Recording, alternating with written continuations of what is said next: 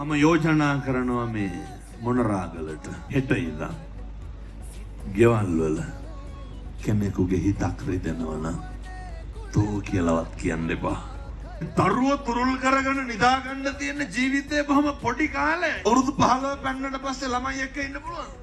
මේ කාලේ ඉන්නේ දරුවොත් එක්ක බත් ටිකක් කන්න හැමදාම තියෙනවා. ඉතින් දරුවොත් එක්ක ගෙදර ඉන්න තියෙන වෙලාව කොහෙවත් නැහැ උන්ට අතල් දෙන්න දාගන්න එපා. පැහැදිලිද මං කියන්නේ? තරුණ මහත්තුරු මතක තියාගන්න. ජීවිතේ සතුටින් විනෝදයෙන් ඉන්න ඕන තැන් එමටම තියෙනවා. හැබැයි අම්මයි තාත්තයි එක්ක ඉන්න තියෙන්නේ බොහොම පොඩි කාලේ. අවුරුදු 18 පෙන්නට පස්සේ ඕක නෑ. ඒ පොඩි කාලේ තුල අම්මා තාත්තා එක්ක ඉන්න. කරනකම් ජීවත් වෙන්න තියෙන ඒ ටික විතරයි. මිස් කරගන්න නම් එපා. මේ පැත්තේ අයිස් එහෙම තියනවද නෑ? ගංජා නැතුව ඇති. මොන්රාගල හොඳයි. මොකවත් නෑ.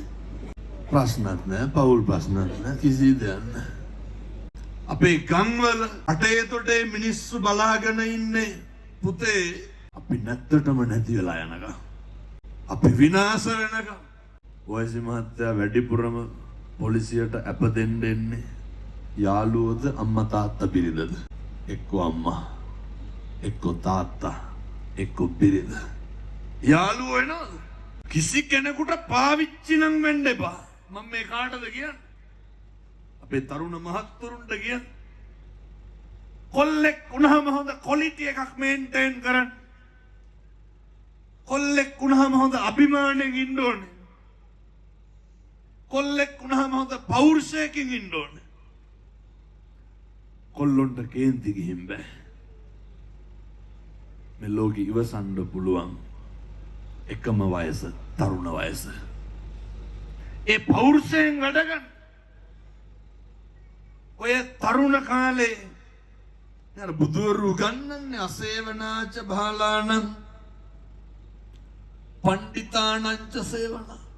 අසුරු කරන්න ඕනේ කවුද නොකරන්න ඕනේ කවුද කියන එක අදම තීරණය කරන්න. ඔය අවුරුදු 16 17 පැටව ඉන්න ඕනේද? කොල්ලොන්ගේ සාක්කුව වල දැන් බැලුවත් දුම් කළ බලුවක් හරි දෙනවා. පෙති කාඩ් භාගයක් හරි දෙනවා. හකු පුරවගෙන නැද්ද දුංගල ගොඩවලේ? ඕන තරම් මම බන්ධනාගාරවලට යනවා. එක කොල්ලෙක් කියනවා හාමුදුරුවනේ අම්මා ආවට පස්සේ අම්මගෙන් ඇහුවලු කොහොමද දැන් ඊළඟ නඩු වාරයට සල්ලි? අම්මා කිව්වලු කරාඹුදේක උගස් තියන්න ගියා ඒ සල්ලි මදි විකුණලම දැම්ම කිව්වලු. කොල්ලා මට කියනවා හාමුදුරුවනේ අය ගෙදර ගිහින් ලෝකේ සහ ජීවිතේ මම්ම විතරයි. කවුරුවත් නැහැ මොකක් හරි වුණාම. කොල්ලොන්ට මේක තේරෙන්නේ නැහැ. මම ඕනතරම් බන්ධනාගාරවල බනට යනවා. වෛරයට තියෙන එකම පිළියම මොකක්ද? මෛත්‍රිය. එකට එක කරනවනේ. ඔක නවත්තන්න එකට එක කරන එක. තොරණේ උගන්වන්නේ මෛත්‍රිය තරම් වෙන මොකද්ද තියෙන්නේ? කරුණාව තරම්. අපි ළඟ තියෙන ක්වොලිටි එක විතරක් මේන්ටේන් කරන්න. අපේ සත්පුරුෂකම විතරක් එළියට දෙන්න. අපිට එහෙම ඔට්ටු වෙන්න කාලයක් නැහැ. අපි මැරෙන මිනිස්සු. බොහොම ඉන්න පුංචි කාලය තුල අම්මා තාත්තා එක්ක හරි හොඳට ඉන්න. අපි ගාව තියෙන අර සතා නෙමෙයි අර හොඳ එක විතරක් එළියට දාන්න. එතකොට ලැබෙන ප්‍රතිචාර පහුවෙලා හරි සමෘද්ධිමත්.